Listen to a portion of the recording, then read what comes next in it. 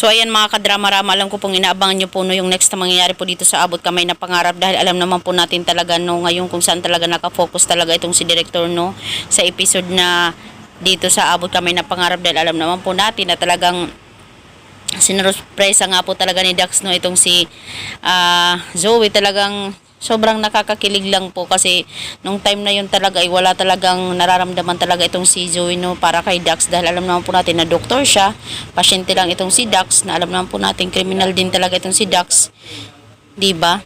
Tapos nung mga panahon na nandun daw si Zoe sa San Ricardo Hospital, talagang naalala niya talaga itong si Dax no, dahil kasi nga po nagustuhan talaga ni Zoe itong si Dax, dahil nga po nung mga time na talagang gustong kunin talaga ni Dax yung pagkababae talaga niya, ay hindi talaga gumusto talaga si Dax, dahil alam niya na hindi siya mahal ni Zoe, di ba? Talagang inantay talaga ni Dax itong si Zoe na talagang makuha niya yung puso niya, di ba? Iba kasi kung magmahal ka talaga ng buong puso kaysa yung pipilitan ka lang, di ba? Ganito ganyan. Kaya talagang nirespeto talaga yun ni Dax. Kaya yun talaga yung nagustuhan talaga ni Zoe. Tsaka talagang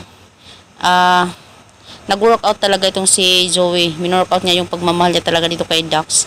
Talagang nakaramdam siya talaga ng pagmamahal dito kay Dax. Kaya itong si Dax ay talagang gumawa ng paraan, sinurprise siya. Ay, charot. Sino man naman ba dito ang hindi kinikilig no, sa surprise ni Dax sa episode nila ni Zoe. Sana nga po more episode pa talaga para sa kanila no. Talagang nakaka-amaze lang kasi sa buong buhay ni Zoe talagang kay Dax lang talaga siya napakilig. Charot. Diba sinurprise siya ni Dax, talagang nabighan ni talaga itong si Zoe dahil napaka-romantic pala ni Dax no. Tsaka napakabait din pala. Syempre pag ikaw pa naman ba mahal na mahal ka ng isang lalaki, gagawin niya talaga ang lahat para mapasaya ka. Diba? Sobrang nakakatuwa talaga nung mga time na yung, kaso lang talaga itong tatay niya ay dumating nga po doon no. Tsaka nalaman din talaga ni Dax na daddy pala ni Zoe itong si Doc RJ, hindi pala si Doc Carlos, hindi pala si Doc RJ, diba?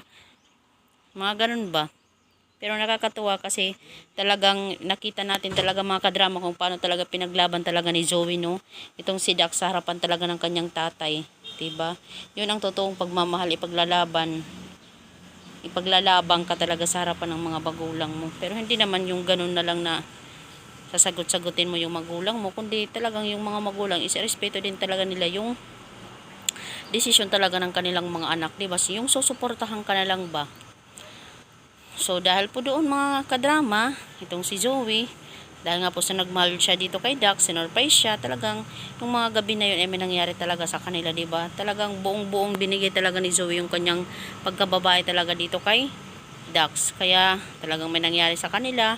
So syempre, hindi maiiwasan din talaga na mangyari talaga ito sa kanila, na possible talaga mabuntis talaga itong si Zoe. Syempre pag nabuntis si Zoe, sasabihin niya na, buntis ako Dax, mahal, magiging tatay ka na. Sasabihin naman ni Dax, wow, congrats sa atin, my love. Oh, charot. Sana all nga, no? Congrats talaga. Sobrang nakakatuwa po talaga yan mga kadrama kung mabuntis man talaga itong si Zoe. Pero alam naman po natin na maraming kukontra dyan, lalong lalo na yung mami niya at daddy niya. Pero sige lang, go lang.